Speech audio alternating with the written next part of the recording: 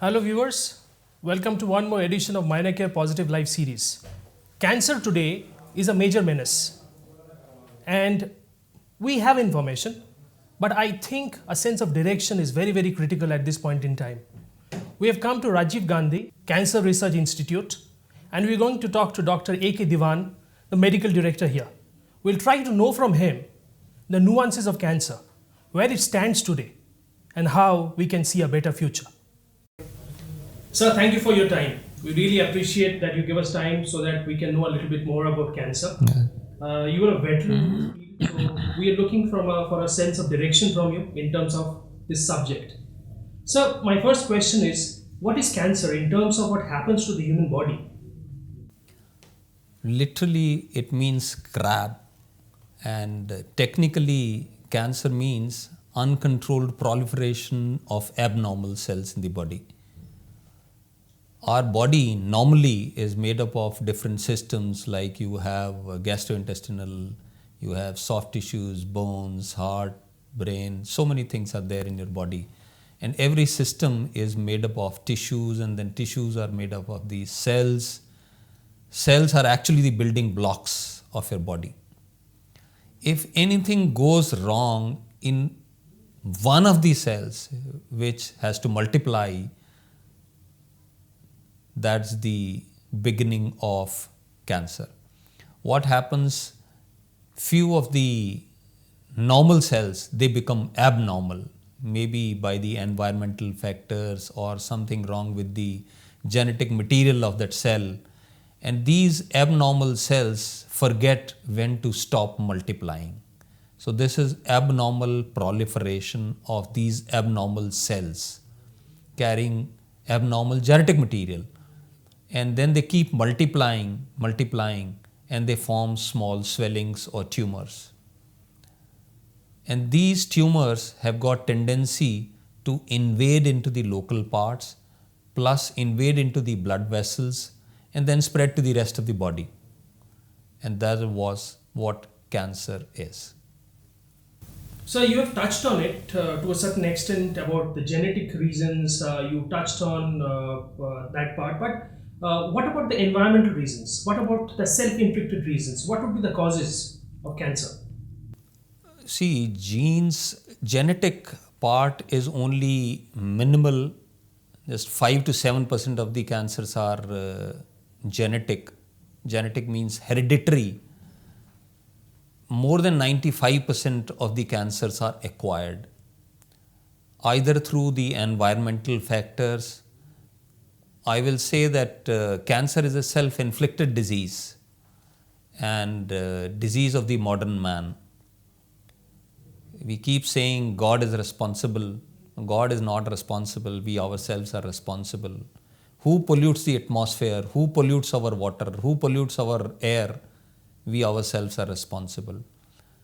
So even environmental factors are changed by us. Then our own lifestyle, the way we live, especially in metro cities, the way we eat. Look at the hygiene which people have. So many factors actually contribute to cancer causation. So coming back to what you said, 95%, it's an alarming thing for us to hear. So it is possible for us to actually restrain our behavior, restrain our activities, which would enable us to restrain the disease as a fallout of our behavior. Yes, definitely.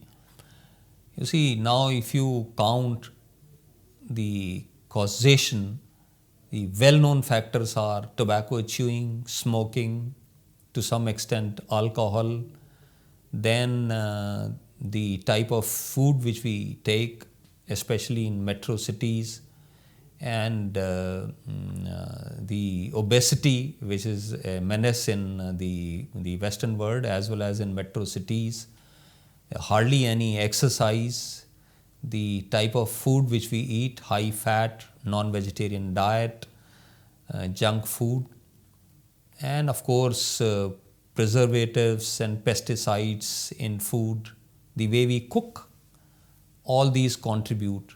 And even we say the lifestyles in a way that late marriages, everybody wants to stay young, no mother wants to feed the child just because she will lose her figure. So many factors are there which have caused all this. And if we now change these factors, we say that don't smoke, is harmful for you. Don't chew tobacco. Alcohol to be kept to the minimum. I remember my cardiologist friends, they keep saying 2 pegs a day or 2 pegs a week keeps your heart young. Fine, that may be good for heart, but not good for your body. You are predisposed to cancer. You may have one disease, you may be better off with the other, doesn't mean that you start using alcohol.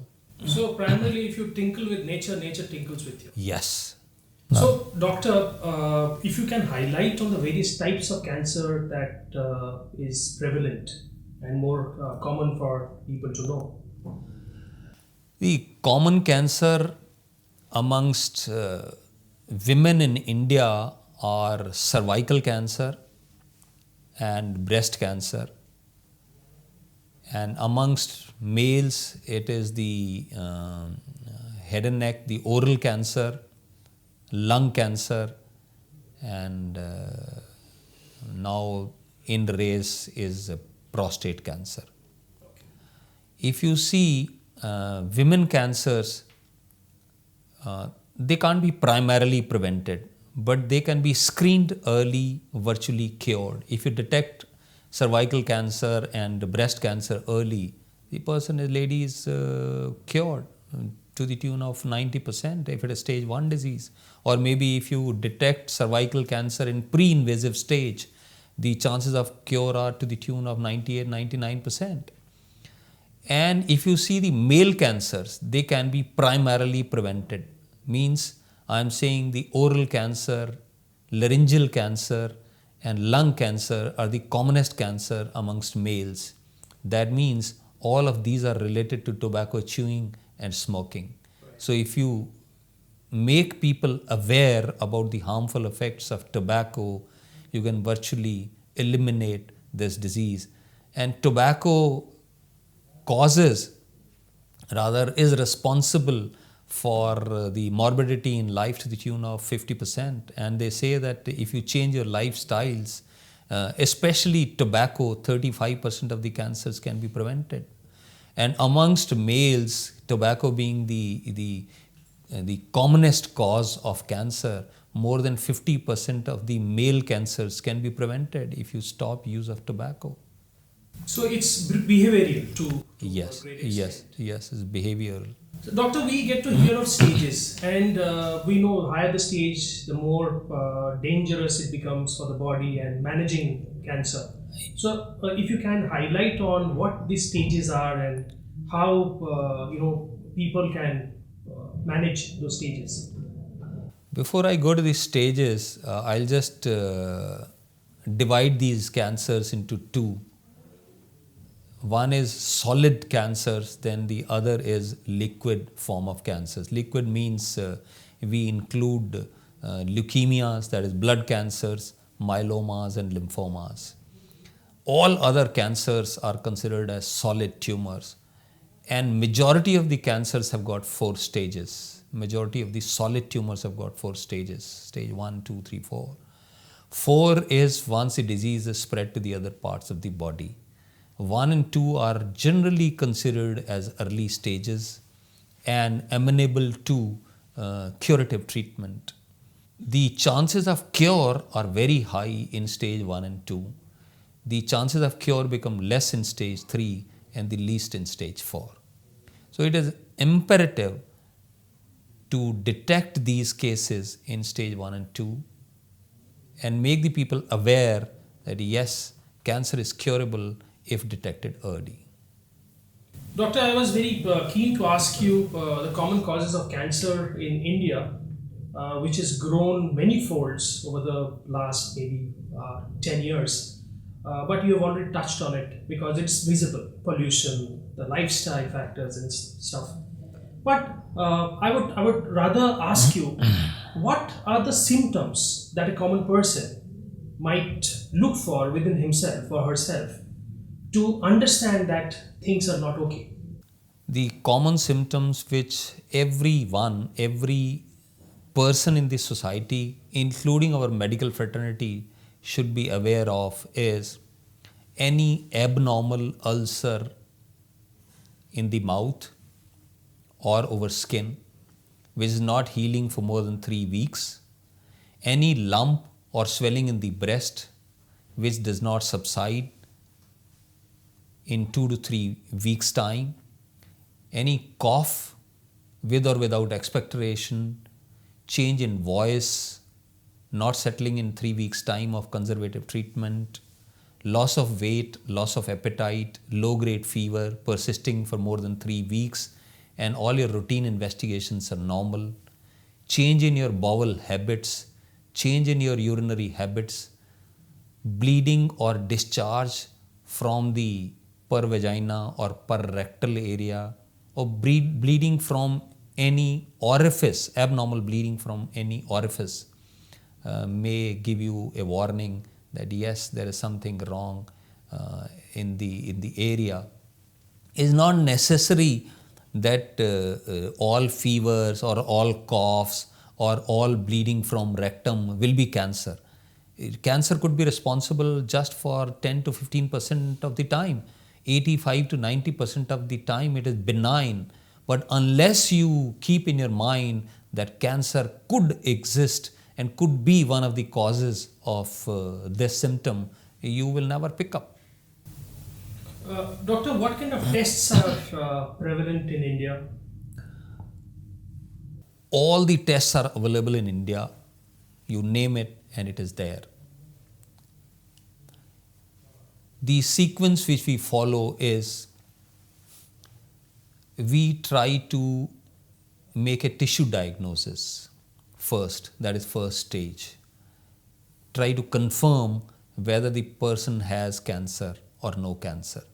Then second is carry out the tests to find out the stage of cancer. I may be doing an ultrasound, a CT scan or a PET scan or an MRI.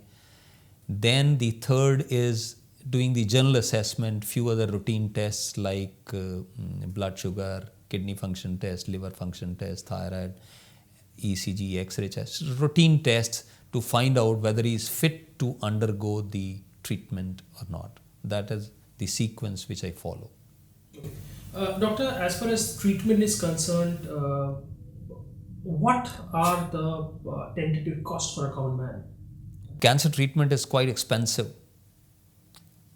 Basically, God has given disease to everyone, irrespective of caste, religion, sex, and the financial status. But cancer is not identified any caste, any religion, any sex, irrespective of the socio-economic status. It is a disease of the rich actually. And expensive treatment, whether you go for surgery, radiation, chemotherapy, hormonal treatment. You see, the more advanced a stage is diagnosed, person will require all modalities of treatment. If the person is diagnosed in stage 3 and 4, he may require surgery, radiotherapy, chemotherapy, hormone treatment, nowadays even targeted therapy and what not. And the treatment becomes very, very expensive. If it is diagnosed in stage 1 and 2, maybe the person needs only surgery or only radiation and the chances of cure are high. He returns back to normal in earning life again very fast. So the cost of treatment is also very less if it is diagnosed in early stage. Right. Doctor, very interestingly, we hear of support groups. So, what does the support group play as a role? I mean, is it just a psychological support that I have come over it, so you can? Does it really play a role, or is it? I think it is extremely, extremely important. You look at the patients who are first diagnosed as cancer. They might say, why me? They might deny the diagnosis. They may not come forward for treatment. They may be so depressed. They may even develop suicidal tendencies. They may not have conventional treatment and go for alternative therapies. They may be scared of the treatment side effects. So, if they hear the story of cancer and cancer treatment from someone alike, someone of their own community, that is another cancer patient, they are assured, yes, the other person has come out of that and I will be one of those. And the support groups are a real help to a person who is actually suffering from cancer. They may be helping in finances, guiding them where to go, who is the best person for, say, surgery or a comprehensive cancer treatment, who can do the best for a particular treatment. They may be the best guide, a person who has really suffered cancer. The other thing which they do is give good emotional support. Say, whenever a person hears about cancer, he thinks that it is a death warrant. But it is not so. So the emotional support groups, we have one in our hospital also, and there are so many in the city. They really come forward and give them emotional support, psychological support, and stand by the side of that person and by the side of the caregivers, their family members. Yes, we are with you. And the person is, I can tell you, they are really able to complete their treatment and feel good about it. A friend in need is a friend indeed. Yes, of course. Doctor, last but not the least, from your experience, you've already touched on it, but as a final line, what would be your advice to our viewers? You already mentioned 95% is basically self-inflicted. So what would be your advice for people who would be watching this particular video, and what should they do to ward off the threats? 3 things to the viewers. Be aware of the warning signs. Number 2, cancer is a preventable tragedy, and if detected early, it is curable and you can virtually lead a normal life. And third, I think the most important is go for screening and health checkups, maybe once in 2 years or if possible annually. You do go for your car servicing. I'm sure all of you have cars at your home. You send it for servicing every 6 months or maybe every 3 months. And you feel very happy you have paid about 10,000 rupees or 20,000 rupees in servicing. Have you ever serviced your own body? Which is more important? You need to decide your own vehicle or your own body. Dr. Mainekya stands for positive life, and with your positive note, I would like to thank you from behalf of all our viewers. Thank you for your time, Doctor. Thank you.